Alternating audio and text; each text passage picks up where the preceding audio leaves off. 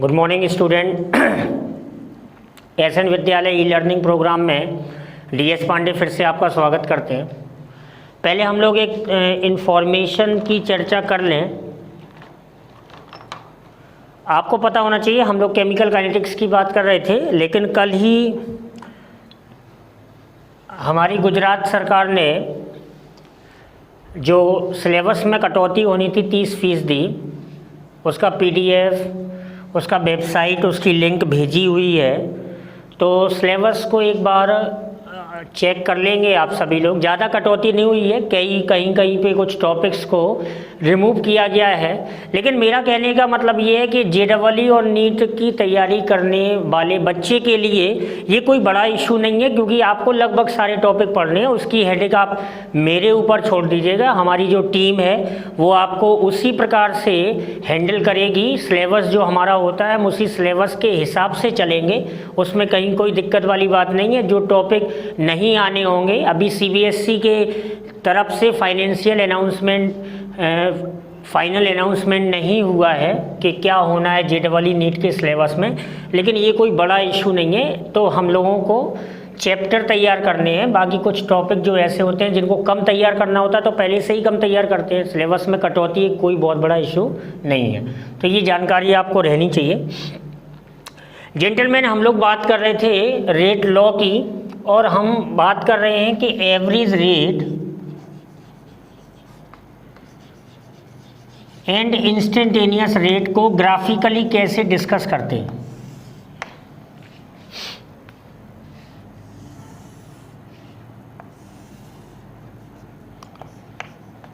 अगर मैं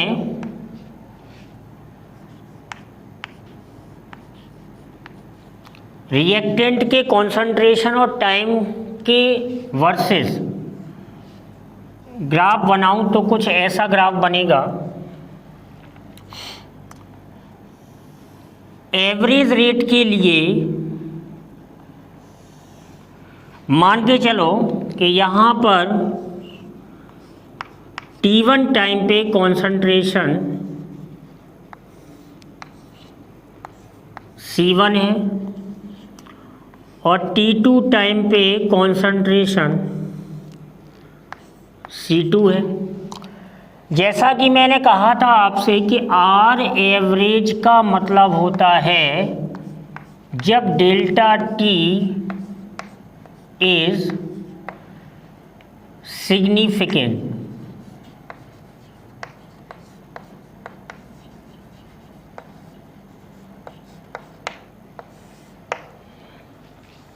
जब डेल्टा टी हमारे पास सफिशिएंट होगा तो हम आर एवरेज की बात करेंगे। जेंटलमैन, आप देख पा रहे हैं ये जो डिफरेंस है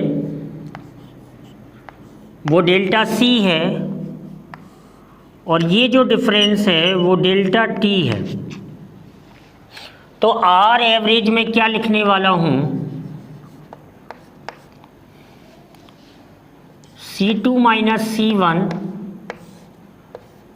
divide by T2 minus T1, और इसके आगे माइनस साइन लगाएंगे हम। नेगेटिव साइन रिप्रेजेंट करेगा कि ये डिसअपियरिंग रेट है, तो मैं इसको लिख सकता हूँ R average is equals to minus delta C upon delta T. ये रिएक्टेंट के लिए हम लोगों ने डिस्कस किया। सिमिलरली अगर प्रोडक्ट के लिए टाइम के रिस्पेक्ट के में कॉन्सेंट्रेशन के ग्राफ को डिस्कस करेंगे तो ये ग्राफ कुछ ऐसा आने वाला है, इंक्रीजिंग, क्योंकि प्रोडक्ट का कॉन्सेंट्रेशन क्या होगा, इंक्रीज करेगा। ध्यान ये रखना है, मैं लिख दूं, बता चुका हूँ कि ये जो कॉन्सेंट्रेशन है वो डिक्रीज करेगा साहब, और इधर जो प्रोडक्ट का कॉन्सेंट्रेशन है वो इंक्रीज करेगा टाइम के साथ, जैसे जैसे रिएक्शन प्रोग्रेस होगी। अब यहाँ पर T1 टाइम पे लेट कर लेते हैं, कॉन्सेंट्रेशन C1 मिला, और ये T2 टाइम पे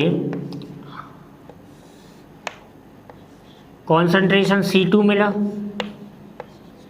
ये डेल्टा सी हुआ और ये डेल्टा टी हो गया सब। तो आर एवरेज में लिखूंगा C2 minus C1 T2 minus T1 और इसके बाहर प्लस साइन लगाऊंगा, मतलब plus delta C upon delta T, ये आर एवरेज लिखूंगा।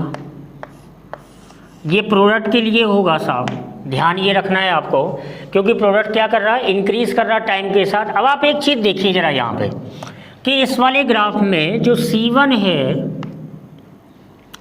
T1 के साथ जो ग्राफ मिला C1 और T2 के साथ जो ग्राफ मिला C2, जो C2 है वो लेस देन C1 है और जो T2 है वो ग्रेटर देन T1 है। क्यों ऐसा हो रहा?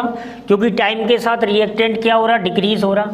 इसमें T2 ग्रेटर देन T1 है और C2 ग्रेटर देन C1 है, क्योंकि इसमें टाइम के साथ जो प्रोडक्ट का कॉन्सेंट्रेशन हो रहा है जेंटलमैन, वो क्या कर रहा है, इंक्रीज कर रहा है। तो आप ग्राफ के आधार पे या डेटा के आधार पे आपको 2 रीडिंग या 3 रीडिंग दी जाएंगी, तो आप आर एवरेज निकाल सकते हैं। तो ग्राफिकली आप आर एवरेज को ऐसे डिस्कस कर सकते हैं। अब अगर मैं बात करूं आर इंस्टेंटेनियस की, तो देखो कैसे करना है सॉल्व।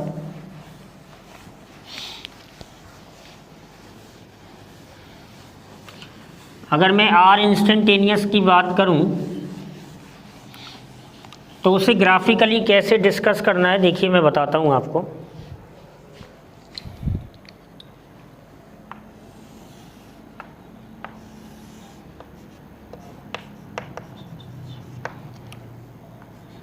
रिएक्टेंट वर्सेस टाइम का ये graph, reactant versus time, concentration reactant का डिक्रीज कर रहा है टाइम के साथ। अब यहाँ पर हमें ये देखना है कि delta T tending to zero, delta T tending to zero, it means that delta T is very small, very very small.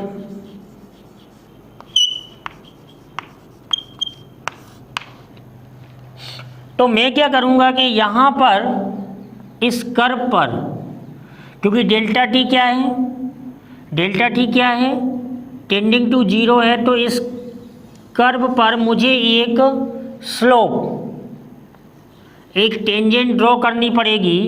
यहाँ पे टी टाइम पर, इस टी टाइम पर जो भी रेट होगा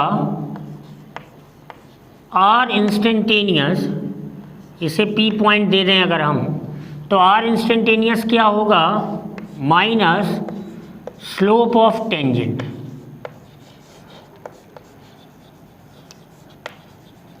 इस टेंजेंट का जो स्लोप होगा, स्लोप मतलब DC अपॉन DT, क्योंकि इसका स्लोप तो जो होगा वो नेगेटिव ही होगा। M जो स्लोप होगा वो होता है टेन थीटा, टेन थीटा होता है gentleman dy over dx। 10th तक ये थोड़ा सा पढ़ लेते हैं हम लोग।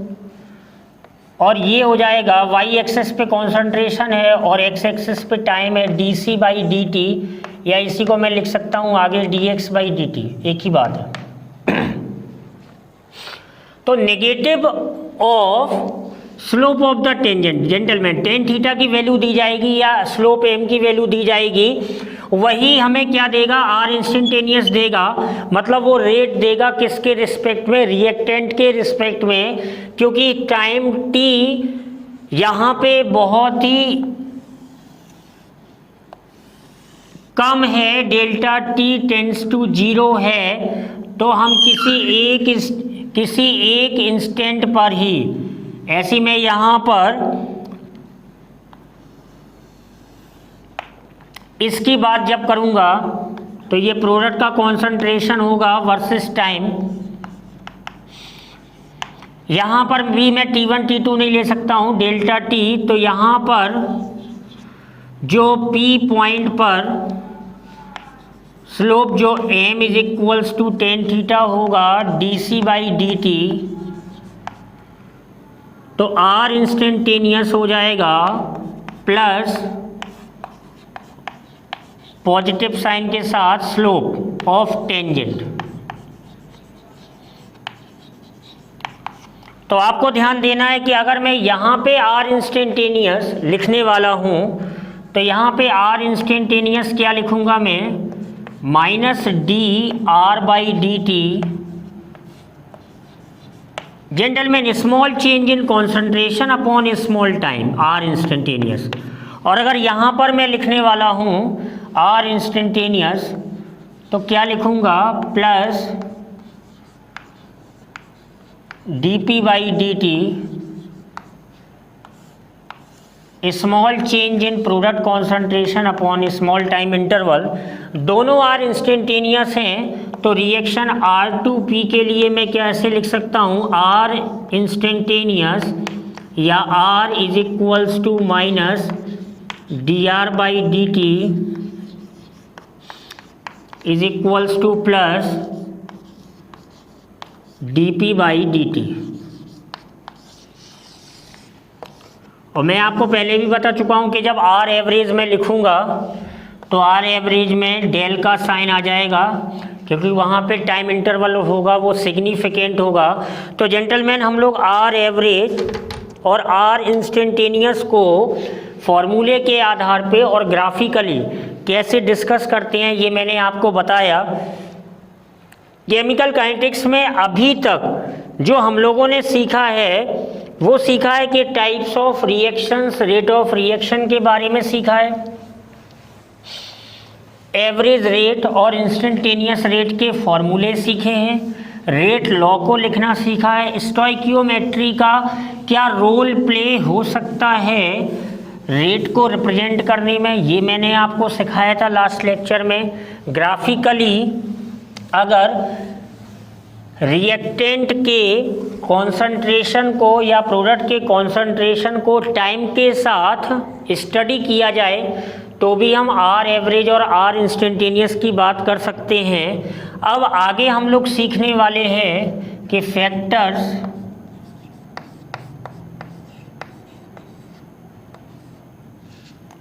affecting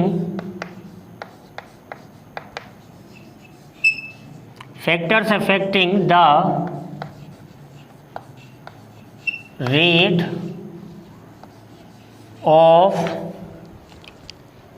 of a reaction।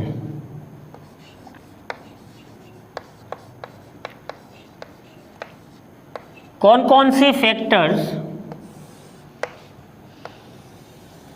Reaction के रेट को प्रभावित करते हैं ये हम लोग डिस्कस करने वाले हैं, बहुत ही इंपॉर्टेंट पार्ट है। मैं आपको बता दूं कि ये बोर्ड के पॉइंट ऑफ व्यू से बच्चे लोगों, आपको मैं एक बात क्लियर करूं कि बोर्ड की तैयारी JEE नीट की तैयारी के साथ ही चलती है। हमें बोर्ड में थ्योरेटिकल क्वेश्चंस के आंसर को कॉपी में लिखना होता है और JEE नीट में उन्हीं थ्योरेटिकल कॉन्सेप्ट के लिए हमें MCQ सॉल्व करना होता है। तो बात ही एक ही है कि हमें इधर लिखना होता है और उधर हमें उसी आधार पे सही आंसर को टिक करके बबल भरना होता है, तो कोई ख़ास अंतर नहीं है। तो बोर्ड के पॉइंट ऑफ व्यू से ये बहुत इंपॉर्टेंट है। Factors affecting the rate of reactions, तो कौन कौन से फैक्टर्स प्रभावित करते हैं मैं आपको बता दूं। कौन कौन से फैक्टर्स प्रभावित करते हैं, सबसे पहले आएगा कॉन्सेंट्रेशन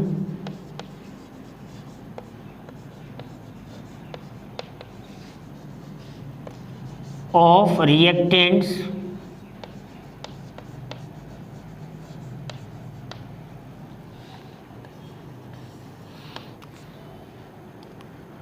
दूसरा आएगा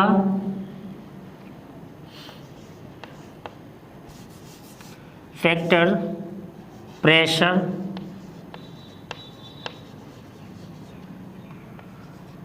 तीसरा फैक्टर आएगा टेम्परेचर, चौथा फैक्टर आएगा कैटलिस्ट,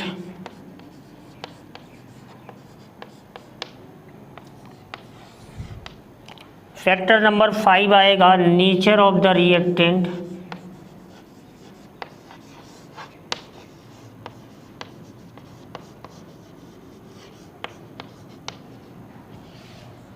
फैक्टर नंबर 6 आएगा heat, sunlight, radiations.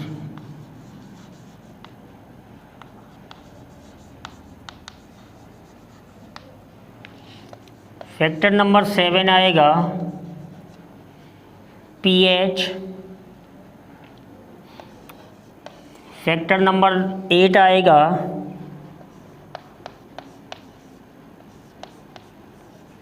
Electric field end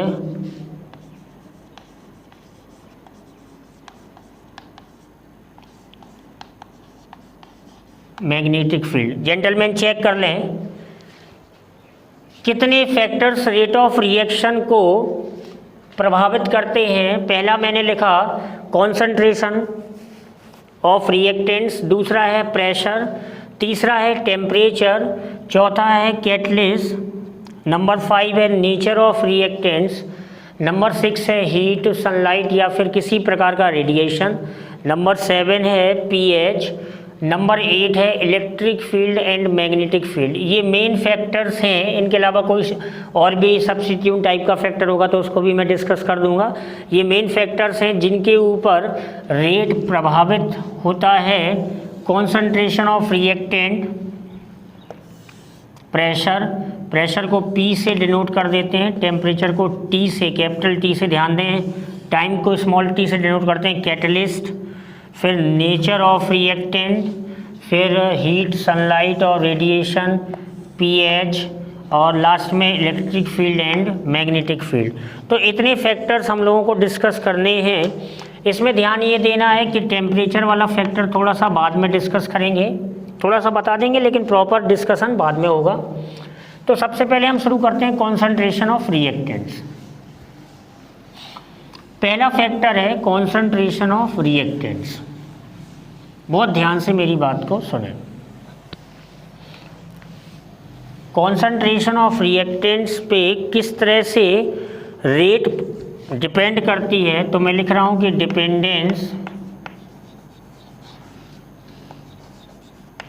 of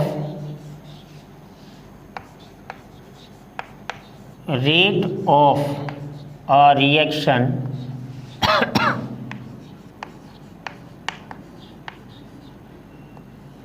rate of reaction on concentration।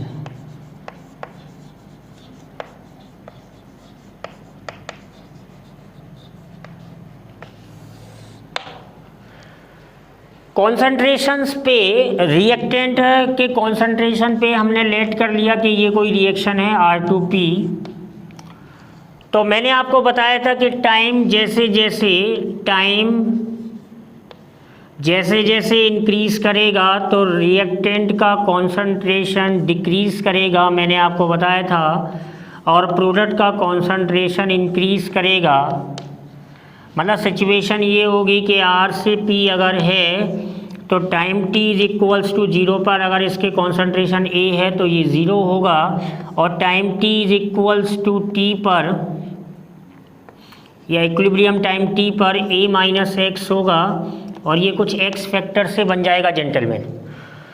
तो यू कैन सी दैट कि एज द टाइम इंक्रीजेज, जैसे जैसे समय बढ़ता है प्रोडक्ट का कॉन्सेंट्रेशन बढ़ रहा है और रिएक्टेंट का कॉन्सेंट्रेशन कम हो रहा है। मतलब यहाँ से एक बात तो ये समझ में आती है कि rate is directly proportional to concentration of reactant. जो रिएक्शन का रेट है वो रिएक्टेंट के कॉन्सेंट्रेशन के डायरेक्टली प्रोपोर्शनल है।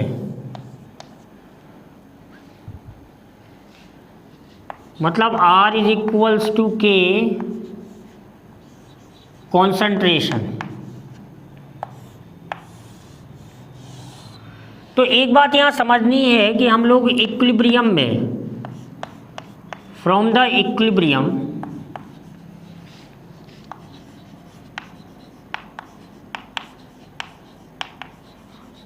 एनसीईआरटी में एक लॉ हम लोग डिस्कस करते हैं, law of mass action. According to law of mass action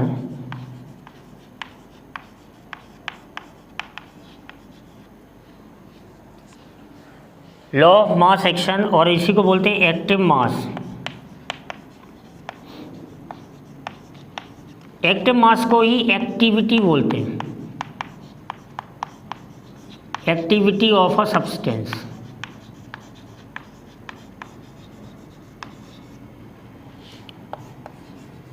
the rate of a reaction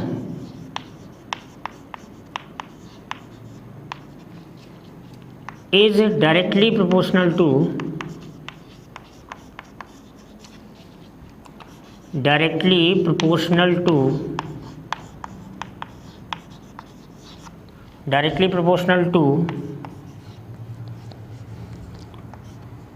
product of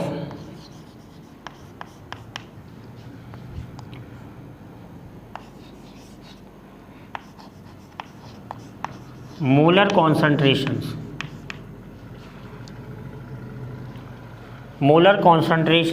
of reactants।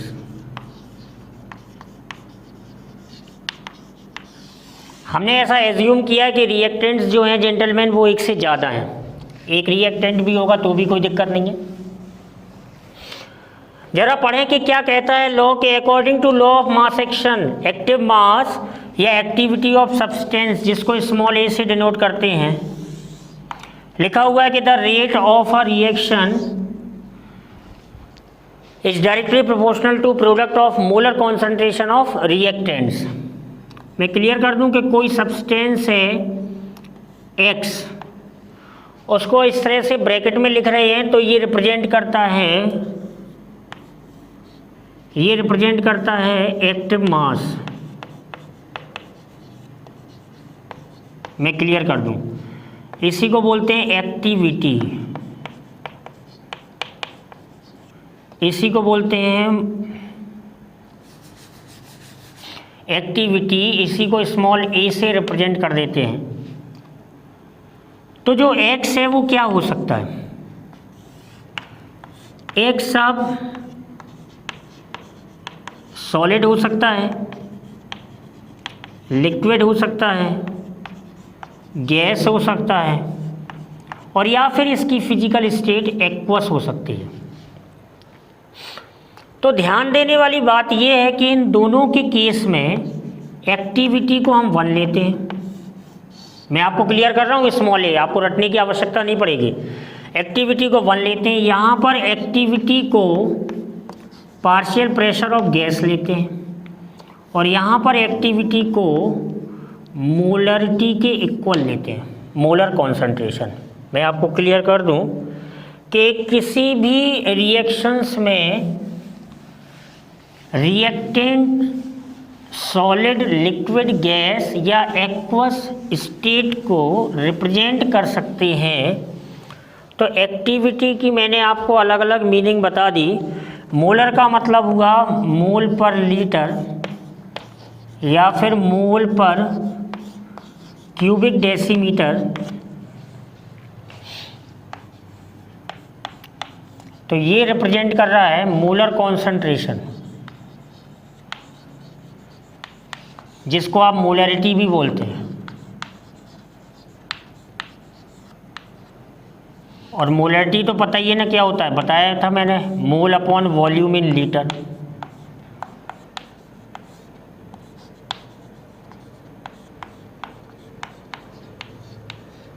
तो ये आपको ध्यान देना है कि सॉलिड लिक्विड के केस में स्मॉल ए 1 लेना है, गैस के केस में P ऑफ गैस लेना है। ध्यान देना है कि अगर ये गैसीय सब्सटेंस है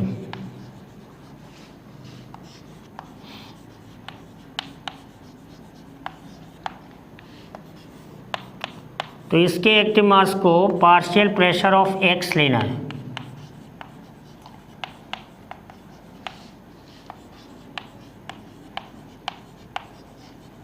partial pressure of gas X, और ये पार्शियल प्रेशर ऑफ X क्या होगा? Mole fraction of X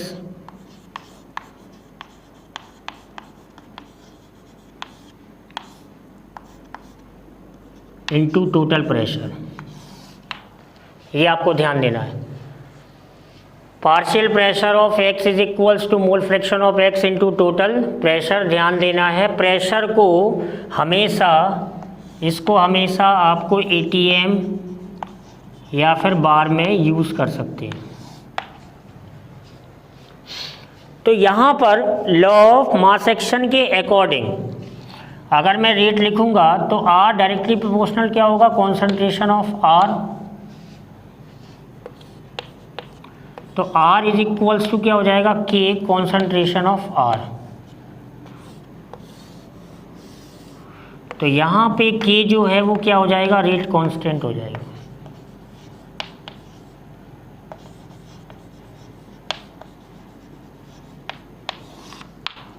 K जो हो जाएगा वो रेट कांस्टेंट हो जाएगा। तो लॉ ऑफ मास एक्शन के according, law of mass action के अकॉर्डिंग हम लोग पहला फैक्टर सीख रहे हैं, the effect of concentration on the rate of the reaction.